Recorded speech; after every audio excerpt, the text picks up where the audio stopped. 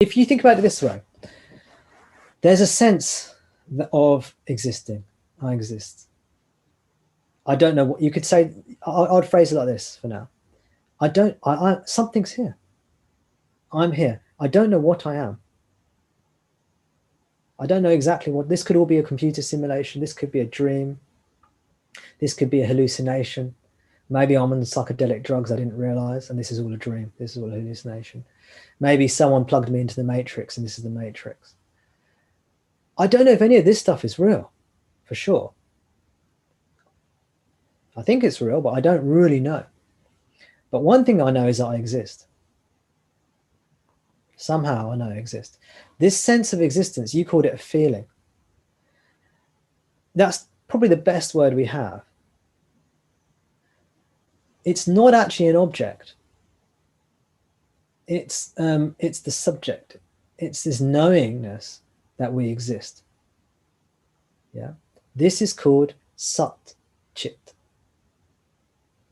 Sat means existence. Chit means knowingness or consciousness. So this knowingness we exist is called Sat-chit. Okay. Then the mind comes along and says, I exist as a human being, as a body-mind entity called Tom, as a body-mind entity called Jeff, or whatever. Yeah. Is that a feeling, or is that an interpretation in thought? Jeff? Well, Tom, there's no end to what the mind does. I'm just asking you. Yeah. The mind has it. I'm sort of. Yeah. The mind has then says, I am a body-mind entity. Is that a thought or not a thought? Do you know? I think that's a very deep-rooted idea that we have.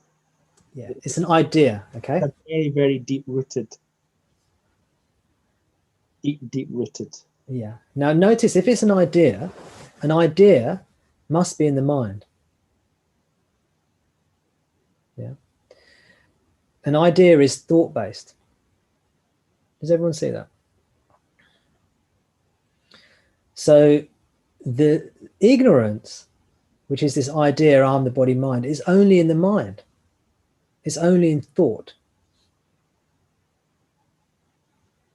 So the whole of Maya, the whole of ignorance, the whole of suffering is only in concepts, in thoughts.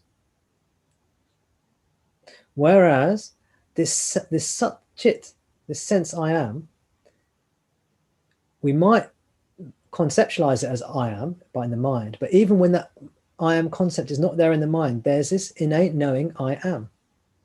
Yeah. And it's not a thought. And it's the reality.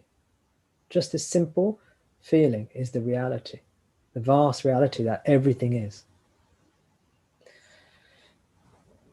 But because, as you rightly say, Jeff, there's this deep-rooted notion that I am a body-mind, we see everything through that lens. We interpret the entire of our experience, let's say, through this lens, I'm the body-mind entity, and that distorts everything. We now see ourselves as a limited body living in a big bad world or something like that. We see ourselves as someone who was born at one point in time and will die at one point in time. And in between, there's this search for pleasure and search for security and search for avoidance of suffering and pain. And this whole thing of search for pleasure, seeking to avoid pain and suffering, and searching for security, this whole thing is called suffering. Now, I said that the reality is called Sat-chit Ananda, and I haven't mentioned Ananda. The thing is, when you let go of the false identity, that I'm the body-mind, Ananda, the Ananda aspect of our true nature manifests. Also called Shanti, which means peace.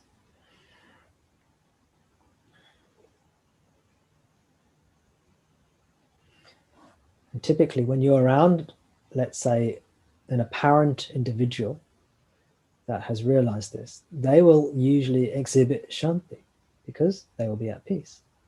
And you'll often feel, if you're able, maybe if your mind is calm enough and if you're intuitive enough, you might feel that peace around them.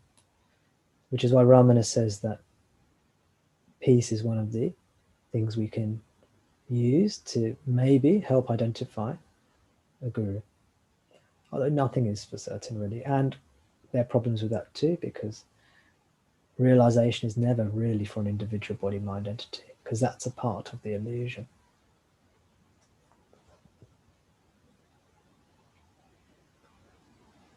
So the purpose of the teaching is to remove this concept, this deeply held concept on the body-mind.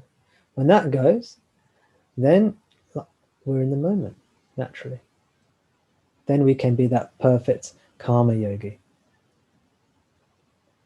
But as long as that notion of individuality is there, there will always be an obstruction. There'll be a worry, there'll be a doubt.